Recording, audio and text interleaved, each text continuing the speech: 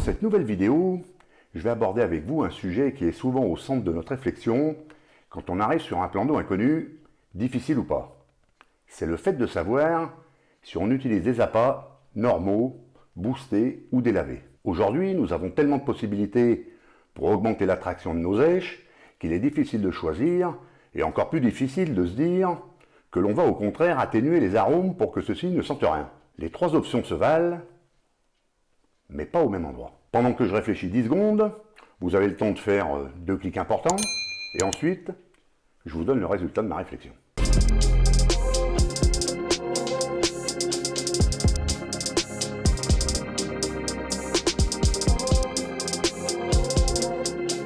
Bonjour, c'est Hubert, j'espère que vous allez bien. Là, on tombe sous le coup d'un sacré dilemme, car entre vouloir attirer les carpes avec des effluves puissantes qui se propageront assez loin et qui les inciteront à venir, et le fait de ne pas les faire fuir et les rendre surtout méfiantes envers les appâts proposés, il y a de quoi se poser des questions.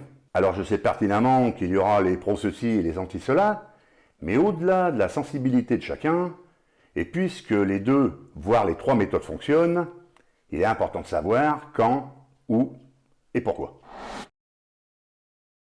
Le plus simple étant de se servir des appâts avec lesquels on a amorcé, sans aucun apport de quoi que ce soit. C'est la chose la plus importante à faire lorsqu'on a mis en place un amorçage à moyen terme ou alors un ALT. Dans ce cas, la pêche doit être pratiquée avec des èches identiques à ce qui se trouve sur le fond depuis des semaines. Ne surtout pas booster vos appâts de pêche sur vos montages, sinon, pourquoi avoir conditionné pendant des semaines, voire des mois, les carpes avec des appâts avec une puissance olfactive qu'elles ont en mémoire, puisqu'apparemment elles y reviennent. Et ensuite, les pêcher avec des appâts au goût totalement différent. Ça n'a pas de sens. Et surtout, c'est le plus souvent contre-productif et vous aurez perdu votre temps et votre argent lors de la campagne d'amorçage. Dans ce cas, tout doit être comme d'habitude.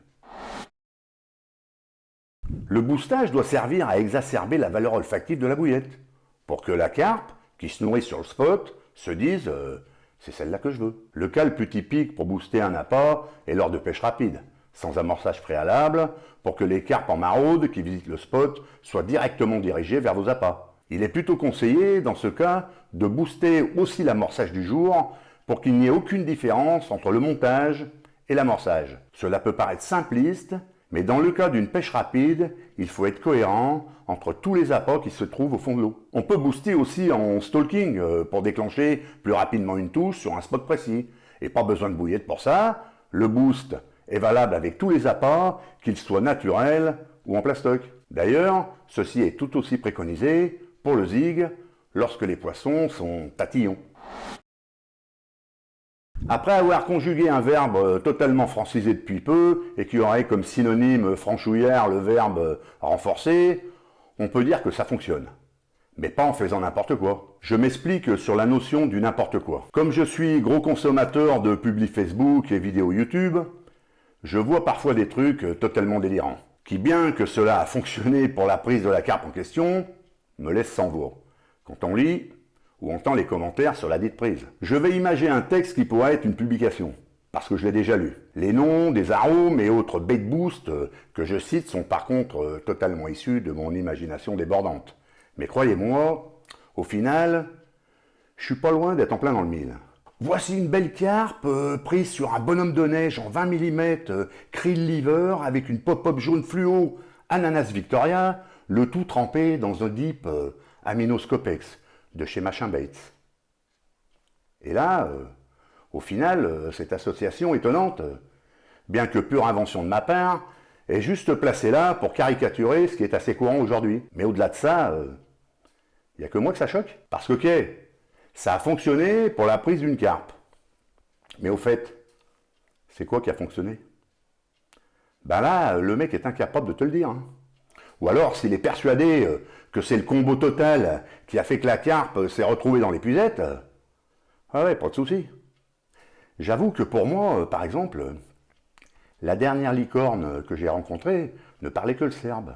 Elle était sympa, mais on a dû se quitter, parce qu'on n'arrivait pas à se comprendre. Parce que là, dans l'exemple, on est sur 5 saveurs différentes, plus ou moins masquées pour certaines, et que dans l'absolu, cela paraît totalement inutile d'utiliser du fruit, du poisson et du crémeux sur le même montage. Je le répète, on peut prendre des carpes avec presque tout et n'importe quoi de comestible, même des appâts en plastoc. Cependant, lorsqu'on pêche et lorsque l'on adopte une stratégie sur les appâts employés, il faut que cela soit cohérent et surtout que cela soit reproductible. Quand je parle de cohérence, il ne faut pas que les effluves puissantes du boostage masquent celles des appâts de saveurs différentes. Sinon, aucun intérêt d'employer les 10 appâts.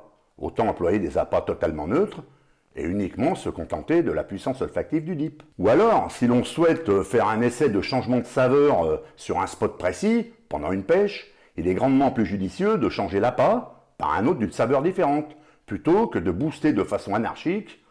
Enfin, c'est mon avis. Si par contre on veut renforcer une éche juste pour envoyer dans l'instant un message subliminal à la carpe, de prendre celui-ci plutôt que les autres, je pense que ça doit être fait avec une saveur identique, ou alors très proche de celle d'origine. Sinon, pourquoi avoir amorcé avec une saveur qui au final ne servira pas à grand chose et qui pourra détourner les carpes de vos montages? Ça ne sert à rien d'amorcer avec des appâts fruités si sur le cheveu, la saveur n'est pas du tout la même, épicée par exemple. C'est totalement incohérent.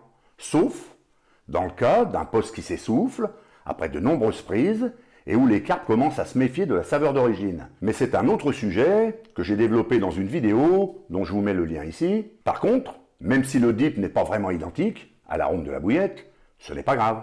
Il est encore une fois plus cohérent d'utiliser une même saveur, comme par exemple un appât spice avec un dip hot chili. Mais il y a des endroits où il vaut mieux laisser les boosts à la maison. Je vous en parle tout de suite. Pour imager ma dernière pêche avec cette technique, pour planter le décor, nous sommes le 18 décembre 2020. Je suis en pêche pendant 4-5 jours avec mon ami José, que vous connaissez déjà si vous me suivez sur ma chaîne YouTube, et un de ses amis, qui d'ailleurs heureusement est aussi devenu le mien, sinon la session aurait été vraiment longue. Remarquez, hormis le fait qu'il pêche la carpe, Franck est aussi cuisinier, et moi j'aime bien bouffer. On est déjà sur des bosses communes. Et comme on était sous le coup d'un second couvre-feu, après un second confinement, et que pour pêcher de nuit, bien que ça soit pas tellement mon trip, il fallait être dans le privé. Donc on est à l'étang de Maubran, que je ne connaissais que de nom, mais qui à première vue est fort sympathique. Ça y est, vous allez me dire, il a viré le hub, il est corrompu, il a été acheté. Eh bien non, car je pêche 90% en public. Mais quelquefois, selon les opportunités, et surtout quand certains paramètres exceptionnels me font dire là faut y aller. Et donc le nouveau concept mis en place par Maxime, le proprio du lac, pendant environ un mois, est assez intéressant. Je m'explique. Au lieu de mettre comme d'habitude les 8 ou 9 postes en pêche, sur cette gravière de 15 hectares, il partage le lac en 3 parties, avec un seul poste sur chaque partie, ça laisse de la place, et autorise le bateau, moteur électrique, sondeur et autres bateaux amorceurs. Et quand on connaît le cheptel du lac, ça fout des frissons. Cependant, comme il y a quand même très peu de poissons dans ce plan d'eau en comparaison aux autres plans d'eau du même type, on se rend vite à l'évidence que ça va pas être simple. Parce qu'ici les gamines, elles ont en mémoire le catalogue complet de bouillettes du marché. Et que cette année, elles viennent de goûter leur 3 millième recette de bouillettes maison. Tout ça pour vous dire que l'on a affaire à des expertes. Donc autant vous dire que ça reste muy complicado, malgré tout. En plus, pour me mettre un peu plus de challenge, eh bien les graines sont totalement interdites sur l'étang. Alors pour ceux qui me connaissent, Hubert sans graines, c'est un peu comme si vous enleviez les lianes à Tarzan. Du coup, il est un peu moins sûr de lui. Bon là, en plus, Tarzan, il se pèlerait les noix, hein, parce que ça caille en décembre en Creuse. Hein. Mais comme c'était bientôt Noël, j'espérais recevoir un petit cadeau de ce plan d'eau, et pour cela, j'avais essayé de mettre toutes les chances de mon côté. Pour ce qui est du site, la pression de pêche est importante. Les poissons éduqués, ce qui veut dire pêche compliquée. Mais on a un petit avantage cette fois-ci, je vais vous dire lequel. C'est que sans parler des bateaux, l'étang a été fermé pendant tout le confinement. Donc, 1 mois et demi. Et que ça fait 2 jours qu'il est réouvert, et que l'on a 5 jours et 5 nuits pour faire le job, sur des poissons un peu plus apaisés que coutume. Cette partie de la vidéo intéressera les pêcheurs qui pratiquent les plans d'eau, comme le plan d'eau de Maubran, qui sont complets toute l'année, et où les carpes n'ont pas le répit. Ce qui génère chez elles des comportements très particuliers en termes de nourrissage. Je suis donc parti sur une pêche avec des bouillettes de 16 mm de la marque que je représente, à qui j'ai fait subir un traitement que j'estime totalement hors de mes critères personnels d'attraction. Cependant, ici, est-ce que l'attraction est importante? Puisque le plan d'eau n'est pas immense et que les carpes sont souvent pêchées. J'ai donc délavé, oui je dis bien délavé, 2 kg d'appât à la maison avant de venir ici, juste pour commencer la pêche. Je les ai délavés pendant 48 heures dans de l'eau minérale pour que le parfum soit très en dessous du seuil d'une bouillette fraîche. Il va de soi que le traitement à l'eau à la maison n'a pas que des avantages. Parce que si l'on veut que les poissons éduqués consomment nos appâts, il faut que ceux-ci aient l'air d'être là depuis longtemps. C'est souvent ce paramètre, enfin si l'on en croit les pêcheurs assidus de ce genre de lieu, qui est primordial dans le déclenchement d'un nourrissage des carpes sur des postes amorcés. Car il est bien évident que lorsque la pêche se passe droit devant soi, hormis la distance qui peut être un gage de réussite pour les très bons lanceurs, il n'y a aucun autre critère qui va sortir du lot pour prendre un poisson. Et que les 10 poissons ont souvent dû se faire piquer dans la zone de 40 à 120 mètres. C'est donc une zone où il faut user de subterfuges pour essayer, je dis bien essayer, de déjouer leur méfiance pour pouvoir les prendre. Pourquoi je vous ai dit que le trempage maison n'a pas que des avantages? Eh bien parce que dans le cas de ce plan d'eau, pour que les appâts aient l'air de faire partie du décor, il faut aussi qu'ils aient l'odeur du substrat. Et dans le cas des spots que je pêche, qu'ils sentent la vase. Car c'est aussi dans cette vase qu'elles trouvent leur nourriture naturelle. Pour ceux qui auraient des doutes, je vous mets le lien vers une vidéo très instructive et pleine de vases. Donc si on les a délavées à la maison, elles se sont gorgées d'eau, ce qui les empêche de pomper l'eau du plan d'eau et du substrat en contact. Mais comme il ne faut pas non plus devenir parano sur tous les paramètres qui peuvent jouer contre nous dans une partie de pêche, ça va le faire. Et puis j'ai 5 jours pour rectifier le tir. Alors vous allez me dire, maintenant il faut être scientifique pour prendre des carpes. Pas du tout. Mais il faut toujours analyser tous les paramètres d'une pêche. Et que lorsque la pêche est compliquée, il faut réfléchir. Et c'est souvent un petit détail qui fait la différence. C'est pour cela aussi que mes montages sont en adéquation avec ce que je mets au fond de l'eau. En plus, dans cette pêche, je conjuguais pêche en hiver et pêche en plan d'eau surpêché. Donc j'étais là plus en recherche de la touche plutôt que du carton plein. Et dites-vous bien que pendant les pêches prolifiques, rien n'est acquis. Parce que généralement, on ne sait pas pourquoi ça arrive, ni comment ça se fait. Simplement parce que dans l'euphorie, on ne teste rien pour voir si ça pourrait être mieux ou moins bien, jamais. Mais alors jamais. On se contente de prendre et que lorsqu'il faut analyser ça pour des sessions futures, eh bien on en est incapable. Il n'empêche que les appâts délavés sont beaucoup plus efficaces dans certaines conditions que les appâts normaux ou boostés.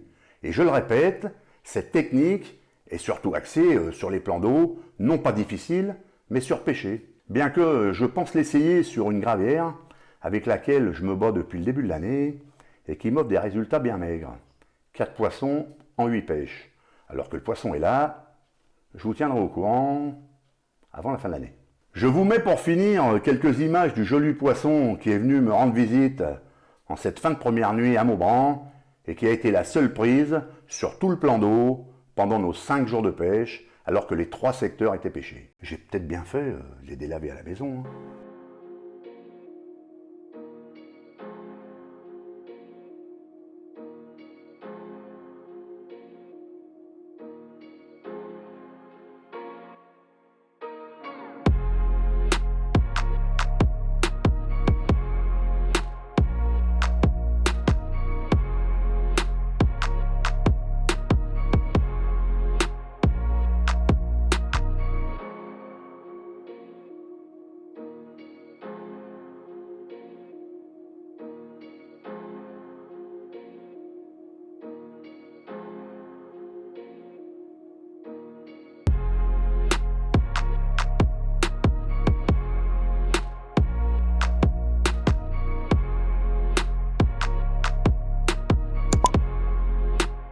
J'espère que cette petite vidéo vous aura intéressé. Bonnes vacances à tous. Et n'oubliez pas les commentaires, c'est toujours en dessous que ça se passe. A bientôt et gardez la pêche.